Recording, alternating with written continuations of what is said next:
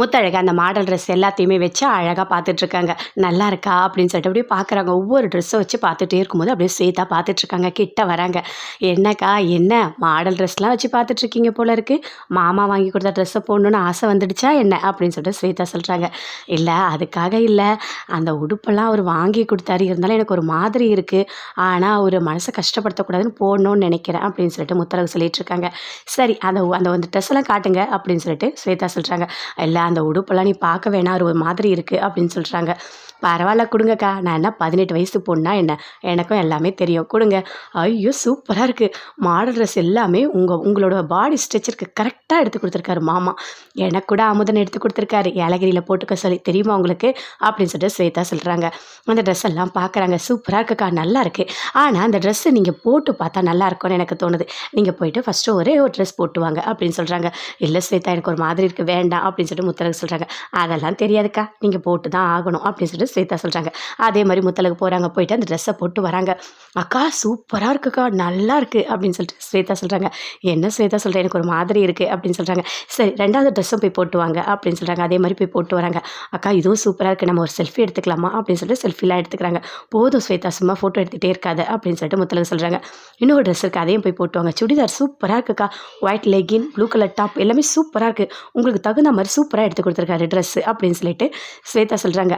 நல்லா இருக்கா அப்படின்னு சொல்லிட்டு கேட்டுட்டு ஃபோட்டோலாம் எடுத்துக்கிறாங்க. பூமி அமுதன் 2 பேருமே காரில் வந்துட்டுருக்காங்க. அப்போ பேசிட்டு வராங்க. நம்ம ஏலகிரிக்கு போகணும், அப்போ மீனாட்சியும் வருவாங்கல்ல அப்படின்னு சொல்லிட்டு பூமி சொல்கிறாரு.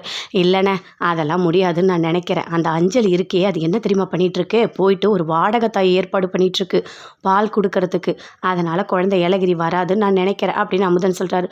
அப்படியா அப்படின்னு சொல்லிட்டு பூமி பயங்கரமாக ஷாக் ஆகுறாரு. ஆனால் மீனாட்சி இல்லாமல் முத்தழகுக்கு மனசு ரொம்ப கஷ்டமாக இருக்குமே, 2 பேருக்கும் வர வர அட்டாச் ரொம்ப அதிகமாகுது, இப்போ என்ன பண்ணுறதுன்னு தெரியலையே, மீனாட்சி வந்தால் தான் முத்தழகு சந்தோஷமாக இருப்பாங்க அப்படின்னு சொல்லிட்டு பூமி சொல்கிறாரு. பார்க்கலாம் ஏதாவது ட்ரை பண்ணுறேன் அப்படின்னு சொல்லிட்டு அமுதன் சொல்லிட்டு இருக்காரு. அம்மா வாமா போயிட்டு டாக்டர்கிட்ட கண்டிப்பாக ஒரு வாடகத்தை ஏற்பாடு பண்ணலாம் அப்படின்னு சொல்லிட்டு ரெஜினாவை கூட்டிகிட்டு போகிறாங்க. அஞ்சலி போயிட்டு டாக்டர்கிட்ட பேசுகிறாங்க. அப்போ கரெக்டாக வராங்க.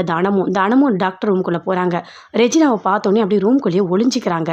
2 பேருமே பேசுகிறாங்க. இங்கே பாருங்கள், இப்போது என்னோட குழந்தை அந்த மீனாட்சிக்கு ஒரு வாடகை தாய் வேணும் பால் கொடுக்கறதுக்கு அப்படின்னு அஞ்சலி கேட்குறாங்க.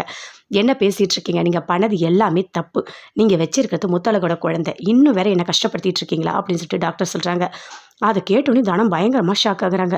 அப்போது வச்சிருக்கிறது முத்தழகோட குழந்தையா, அப்போ மீனாட்சி தான் முத்தழகோட குழந்தையா, ஏன் குழந்தைய தான் முத்தழகு வச்சிருக்காங்களா, இவ்வளோ தப்பு நடந்திருக்கா அப்படின்னு சொல்லிட்டு தனம் பயங்கரமாக ஷாக் ஆகுறாங்க. சொல்லிவிட்டு அங்கேருந்து ரெஜினா அஞ்சலி 2 பேருமே போகிறாங்க.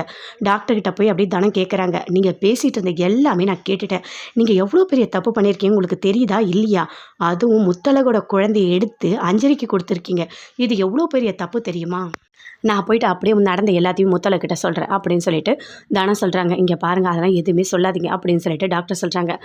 நான் என்னை தடுக்காதீங்க, நான் கண்டிப்பாக போய்ட்டு முத்தழகிட்ட எல்லா உண்மையும் சொல்லுவேன், உங்கள் குழந்தை மீனாட்சி தான் அப்படின்னு சொல்லிட்டு தனம் சொல்கிறாங்க. இங்கே பாருங்கள் தயவு செய்து சொல்கிறேன், எதையும் என்னை மாட்டி விட்டுறாதீங்க, நேரம் வரும்போது நானே சொல்கிறேன் அப்படின்னு டாக்டர் சொல்கிறாங்க. என்ன நேரம் வரும்போது, ஒரு குழந்தைய 10 மாதம் சுமந்து பார்க்குறவங்க தான் அது வலி தெரியும், எதுக்காக நீங்கள் குழந்தைய இப்படி பண்ணீங்க அப்படின்னு சொல்லிட்டு தனம் பயங்கரமாக டாக்டர்கிட்ட சண்டை போடுறாங்க. டாக்டர் அப்படி ஒரு மாதிரி யோசிக்கிறாங்க. என்ன